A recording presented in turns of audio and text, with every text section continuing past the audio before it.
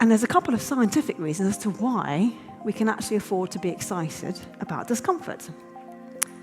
So the first one is, we actually do our best work when we are in stretch.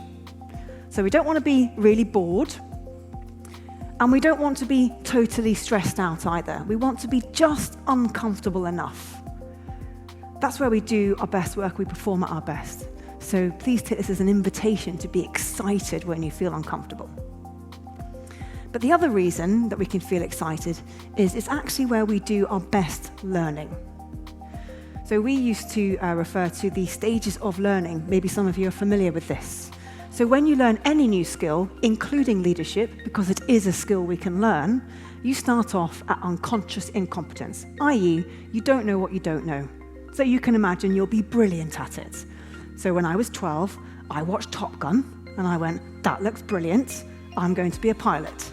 I had no idea if I could fly, or if I'd even enjoy it, but I knew I wanted to wear one of those jackets with patches on it, because they're really cool. So off I went, and I joined the Air Force. And then I got into my first cockpit, and I went, I have no idea how to fly this thing. And those people over there, they all seem to know what they're doing. That's the uncomfortable moment, isn't it? It's also the moment where we go, oh, I've got imposter syndrome. I can't do it.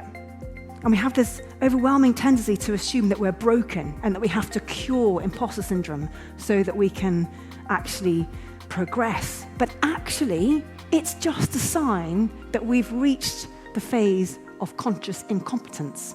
And we can use that phase to identify the gaps in our knowledge. And maybe to use the other people around us who seem to be further along to help us to learn and grow.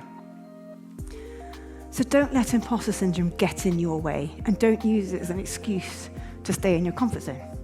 Push into discomfort and descend through the stages of learning. And every time you do that, you are training your brain. You are teaching it, actually, I can do the things that are scary or difficult, and I can survive them. And every time, you're actually kind of rewiring your brain.